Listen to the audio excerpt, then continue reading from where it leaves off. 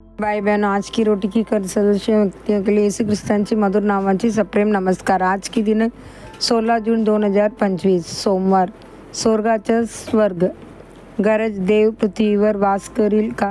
बघा, स्वर्ग आणि स्वर्गाचा स्वर्ग तुला सामावून घेऊ शकत नाहीत, मग मी बांधलेले हे मंदिर किती कमी.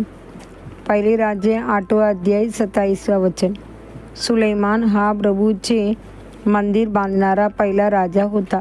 त्याने सुमारे 40 वर्ष इस्रायलवर राज्य केले आणि त्या काळात परमेश्वराने शांतता दिल्यामुळे मंदिर बांधण्यासाठी ते एक आदर्श काळ होते. त्यांच्या वडिलांनी राजा दावीदने या उद्देशासाठी भरपूर प्रमाणात सोन, रूप व देवदार लाकूड साठवून ठेवले होते. सुलेमान म्हणाला होता, माझा देव सर्व देवापेक्षा महान आहे, म्हणून मी जे मंदिर बांधतो ते अतिशय भय असले पाहिजे. आणि त्याने गरज प्रभूसाठी एक तेजस्वी मंदिर पूर्ण केले. मंदिराचे अभिषेक व समर्पणाची वेळी सुलेमान अनेक प्रश्नांनी भरून गेला. खरंच देव येथे वास करेल का?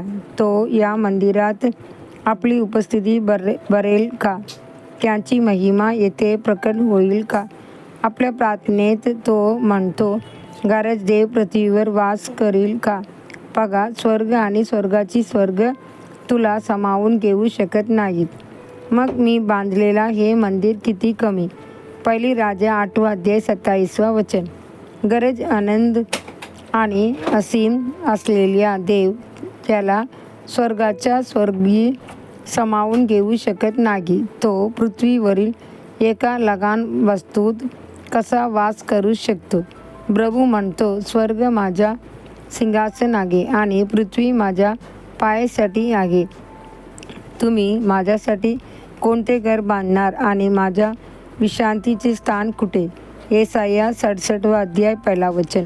नवीन करारामध्ये लिहिलेले आहे, सर्वोच्च देव माणसाचे हाताने बांधलेल्या मंदिरात वास करत नाही. प्रतीकांची कृत्ये 7वा अध्याय 48वा वचन. मग देव कुठे वास करतो? बायबल सांगते, तुम्हाला माहीत नाही काय की तुम्ही देवाचे मंदिर आहेत आणि देवाची आत्मा तुमच्यामध्ये वास करतो. पहिली कोरिन्थियर 3रा अध्याय 16वा वचन. आणखी एक ठिकाणी तुमचे शरीर म्हणजे पवित्र आत्माचे मंदिर आहे, जो तुमच्यामध्ये वास करतो आणि जो तुम्हाला देवाकडून प्राप्त झाला आहे आणि तुम्ही स्वतःचे नाही. पहिली कोरिन्थियर 6वा अध्याय 19वा वचन. आपले शरीर हे प्रभूचे मंदिर आहे, पण बायबल जेव्हा शरीर म्हणते तेव्हा ते केवळ मांस आणि हाडाचा विचार करत नाही, तर आतील माणूस देवाची प्रतिमेत निर्माण झालेली आत्मिक सत्ता कीचा संदर्भ असतो. केज ठिकाण आहे जिथे ख्रिस्त वास करतो. ख्रिस्त तुमच्यामध्ये कीच महिमा प्राप्तीची आशा आणि एक अद्भुत रहस्य आहे. प्रिय देवाचे मुलांनो, जेव्हा इस्रायलची तेजस्वी देव तुमच्यामध्ये वास करतो तेव्हा तुम्ही सामान्य नसता. तुम्ही वेगळे ठेवले गेलेले आहेत. प्रभूसाठी महान व अद्भुत कार्य करण्यासाठी निवडलेले गेलेले आहेत. विचारासाठी वचन की त्याने दयाळूपणाचे पात्रावर जे त्याने पूर्वीपासून महिमेसाठी सिद्ध केले होते, आपली महिमेची संबंधी प्रकट करावी.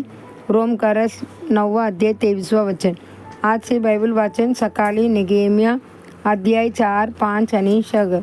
संध्याकाळी प्रतीकांची कृत्ये 2रा अध्याय 22वा वचन से 47वा वचन. धन्यवाद.